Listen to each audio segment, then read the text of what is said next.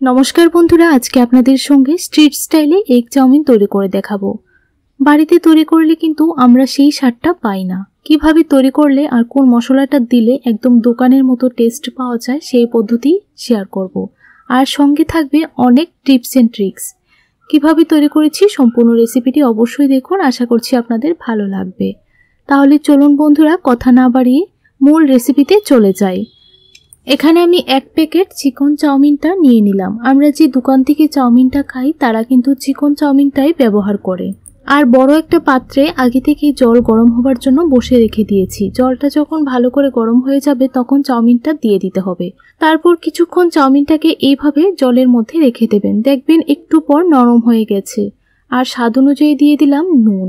একটা টং দিয়ে চাউমিনগুলিকে এইভাবে জলের মধ্যে মিশিয়ে নিচ্ছি।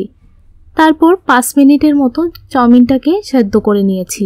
এখন আবারও টংটা দিয়ে চাউমিনগুলিকে জল থেকে ছেঁকে একটা থালার মধ্যে নামিয়ে নিচ্ছি।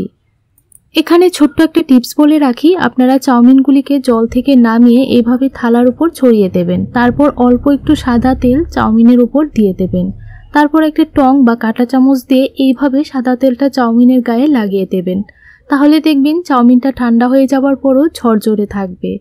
আর জল দিয়ে যদি চাউমিনগুলিকে ধুয়ে দেন তাহলে কিন্তু চাউমিনের সেই টেস্টটা আর পাওয়া যায় না। তাই এইভাবে সাদা তেল মেখে থালার উপর ছড়িয়ে রেখে দেবেন।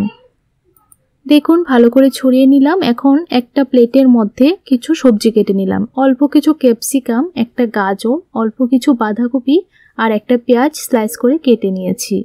দোকানের মধ্যে কিন্তু এই সবজিগুলি দিয়ে চাউমিনটা তৈরি করে। এখন একটা কড়াইয়ের মধ্যে 3টে এলাচ, 3টে গোলমরিচ আর অল্প একটু দারচিনি দিয়ে দিলাম। 3টে শুকনো লঙ্কা দিয়ে দিলাম আর হাফ চামচ দিয়ে দিলাম নুন। ভালো করে একটু সময় ভেজে নিতে হবে, যতক্ষণ না পর্যন্ত মশলাটা মুচমুচে হচ্ছে আর ভালো একটা গন্ধ বের হচ্ছে। প্রায় 1 থেকে 1.5 মিনিট মশলাটা ভেজে নিতে হবে। তারপর শিলনোড়ার মধ্যে ভালো করে গুঁড়ো করে নিতে হবে। আপনারা চাইলে মিক্সি জারের মধ্যেও গুঁড়ো করে নিতে পারেন। এখন একটা বাটির মধ্যে 2টো ডিম ফেটিয়ে নিচ্ছি। 2টো ডিম নিয়ে নিলাম। ভালো করে চামচ দিয়ে ডিমগুলিকে ফেটিয়ে নিতে হবে। দেখুন ভালো করে ফেটিয়ে নিয়েছি। এখন ডিমটাকে ঝুরি করে নেব।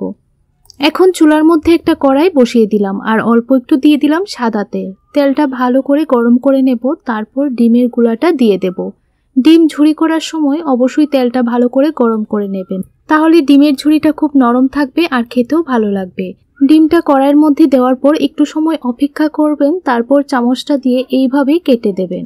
তাহলে দেখবেন খুব সুন্দরভাবে ঝুরি ঝুরি হয়ে যাচ্ছে। এখন এইভাবে একটু সময় নাড়াচাড়া করে একটা প্লেটের মধ্যে নামিয়ে নেব। আবারও সেম কড়াই বসিয়ে দিলাম। 1 টেবিল স্পুন দিয়ে দিলাম সাদা তেল আর পেঁয়াজ কুচিগুলি দিয়ে দিলাম।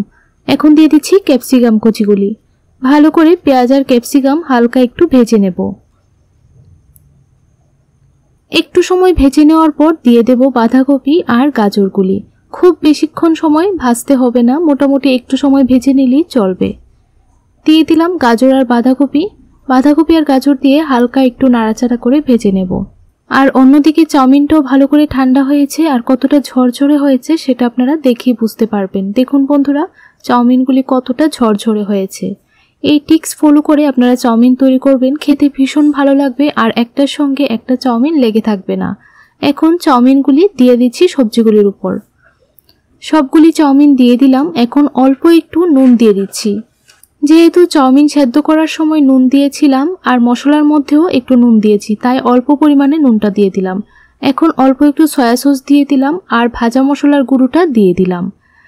রেস্টুরেন্টে বা দোকানে তারা কিন্তু এই ভাজা মশলাটা দিয়েই চাউমিনটা তৈরি করে, তাই খেতে এতটা বেশি ভালো লাগে। এখন অল্প একটু চিনি দিয়ে দিলাম। আপনারা চাইলে অল্প একটু আজিনামোটো দিতে পারেন, তবে আজিনামোটোটা দেওয়া অপশনাল, আপনাদের পছন্দ না হলে স্কিপ করতে পারেন।